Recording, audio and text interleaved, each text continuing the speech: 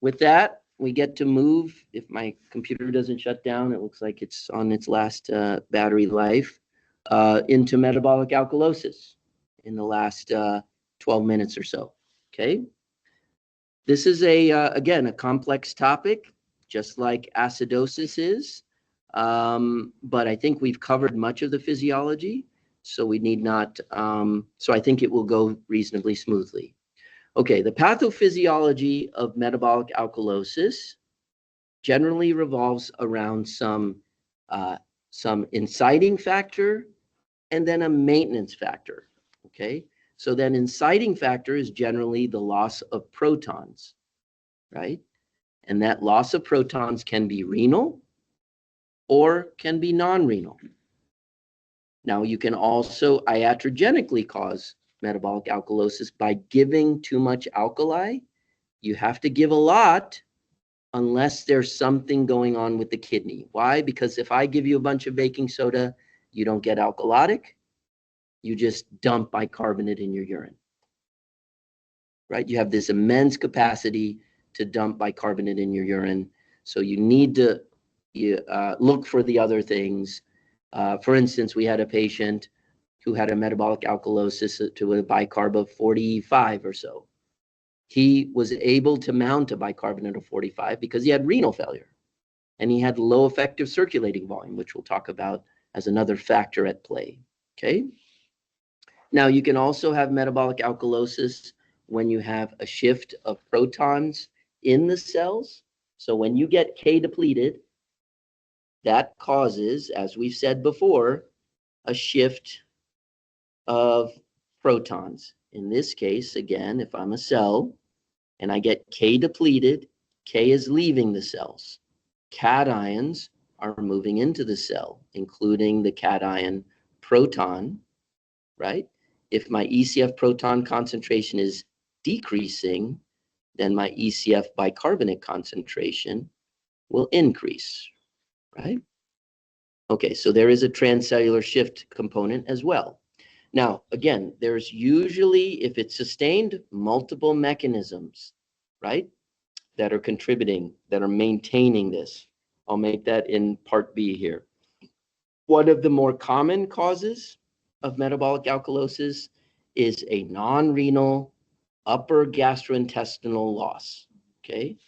That is an extremely acidic fluid and can be fairly large quantities, right? If you have an NG suction in, particularly if somebody has some gastric outlet obstruction, you'll have, sometimes 4 liters of aspirate in the NG suction container, right? So you can see that this concentration can be quite high, especially at these very low pHs, right? If you do the math, that would be each liter contains 30 millimoles of protons. Let's shift now to this B, where, again, we're making the point that transient versus sustained alkalosis depends on the presence of these maintenance factors. And we're going to talk about the most common maintenance factors here shortly. Volume depletion is one of those most common causes that maintain an alkalosis. Why? You need those maintenance factors because, again, the kidney, if you do the math, is filtering about 4,000 milliequivalents per day of bicarbonate. Where did I get that 4,000 from?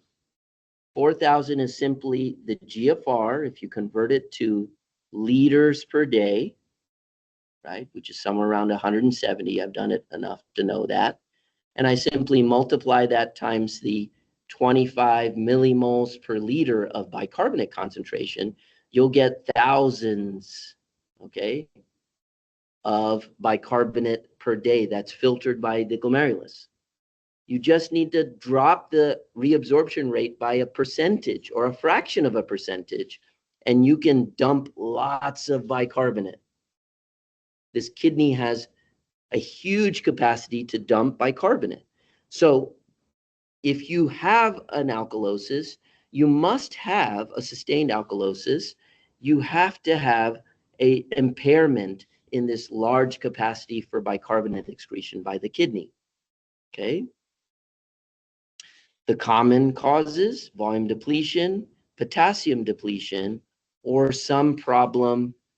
Well, mineralocorticoid excess is often coincident with potassium depletion, as well as stimulated proton secretion in the distal nephron. Okay, let's talk about these things. Volume depletion. What's going on here? Well, remember, if volume depletion stimulates angiotensin, it then also stimulates aldosterone. Aldosterone stimulates proton secretion, right? It stimulates HATPase in that acid-secreting alpha intercalated cell.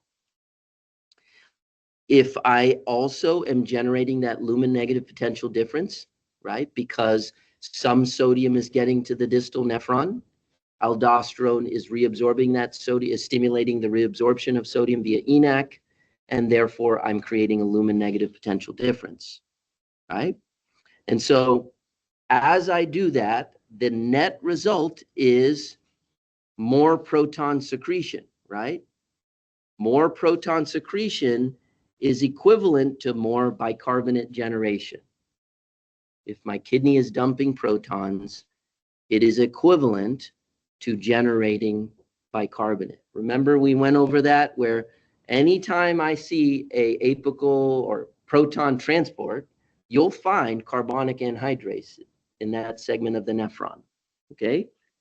The wisdom of the kidney is to take protons and put it on one side of the lumen. Here, this is a beta intercalated cell, so don't be thrown off by the fact that it is inverted and the proton is going back to the blood here. And it takes the bicarbonate and puts it on the other side. That's the wisdom of the kidney, right? Anytime you're secreting protons, you're generating new bicarbonate as well, okay? The reduced GFR of volume depletion also limits the amount of bicarbonate I can excrete, right? If I have reduced GFR and this goes down to 85 liters per day, by having my GFR, my filtered load of bicarbonate also goes down. It's no longer 4,000, it's about 2,000. So that would diminish my capacity to excrete bicarbonate. So a patient with CKD, if you assault them with a lot of bicarbonate drip, they are more likely to develop metabolic alkalosis, even though that's counterintuitive, right? When you start a bicarbonate drip and you don't pay attention on a patient with CKD4, you're more likely to cause metabolic alkalosis in that patient because they can't dump the excess as a normal person could. You have more room to be sloppy, I guess, when the kidney function is intact. All right. So volume depletion is a classic cause of reduced GFR. And then volume depletion also enhances the reclamation of all solutes in the proximal nephron, including filtered bicarbonate. Okay. Finally, invoking this beta intercalated cell and this pendrin transporter, which is somewhat esoteric but is tested. Okay, there is a syndrome called Pendrid syndrome, which can cause metabolic alkalosis. But let's build that knowledge base up here. Pendrin is a transporter that exists in beta intercalated cell, beta for base secreting, as opposed to alpha for acid secreting. It's essentially a mirror image of an alpha intercalated cell. Instead of having the proton pumps on the apical membrane in the urinary space, it's on this basolateral membrane and pumps protons back to the blood. Okay? The chloride bicarbonate exchanger in this apical membrane of the beta intercalated cell is called pendrin. Now, if I have low GFR and I'm delivering low amounts of chloride to this segment and this cell in particular, it will impair my capacity for bicarbonate secretion. Okay? That would be a minor factor. Okay? So Pendrid syndrome, in fact, does not manifest metabolic alkalosis. If I have simply a defect in pendrin, those patients have normal serum bicarbonates. You need to give them a second insult for them to manifest metabolic alkalosis. For instance, volume depletion or K depletion. Often diuretic therapy is a part of a question stem that creates this presentation of a Pendred syndrome patient. That is to say, again, this is a minor part of bicarbonate handling. You do not manifest metabolic alkalosis simply by having a knockout of this gene. Okay, you need a second hit. All right. Potassium depletion, we've talked about. I'll just end in this section here shortly. We've talked about that quite a bit. Let's just review some of the concepts. Let me split my screen so I can get to the tubular transport map.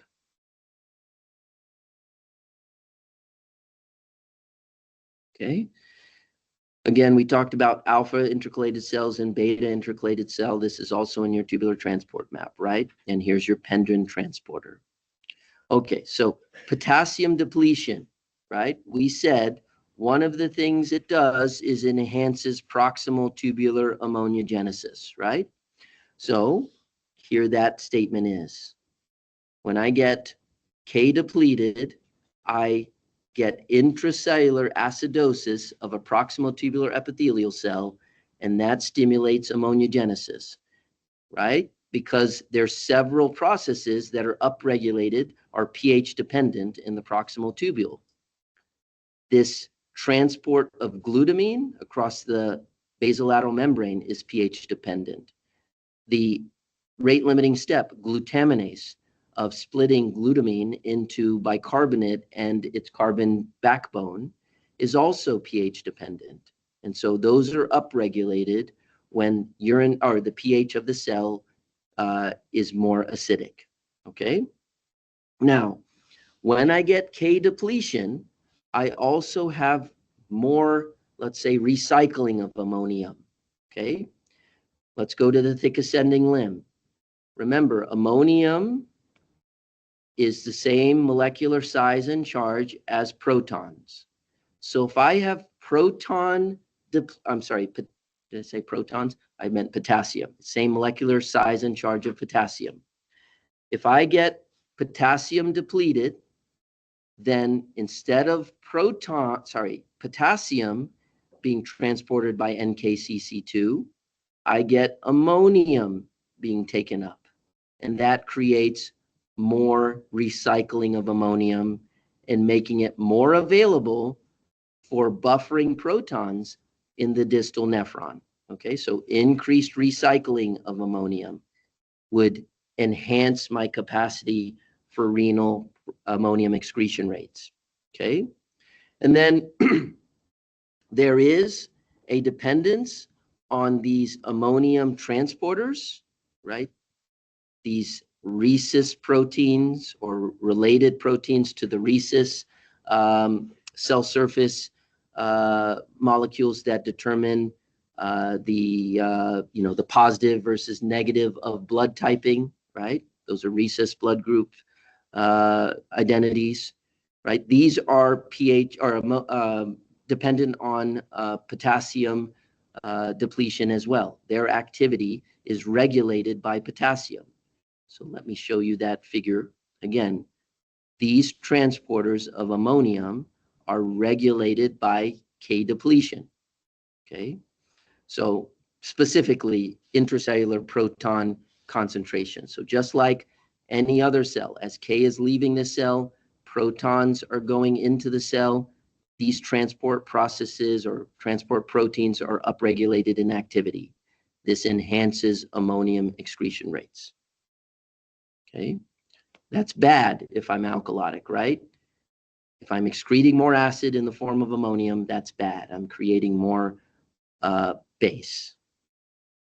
Okay, I'll pick up these bits and pieces, or maybe I'll just finish it. Okay, so I have, again, this transcellular shift, that's another factor causing metabolic alkalosis, right? As K leaves cells, protons move into the cell. So there's a transcellular shift that also causes alkalosis.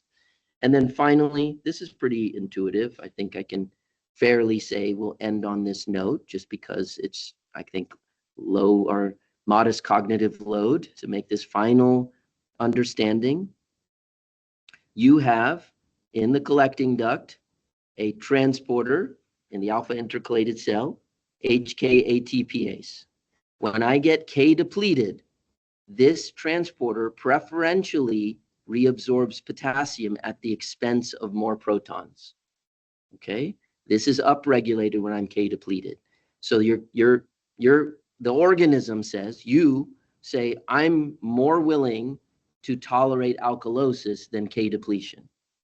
I will pump more protons out at the expense of K conservation. Okay.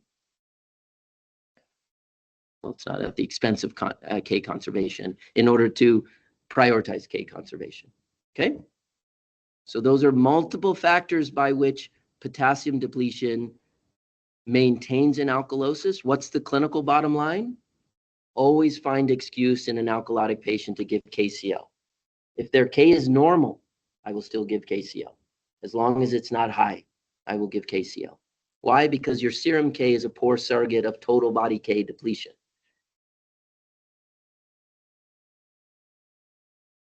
Okay, we'll pick up these last bits tomorrow, I guess.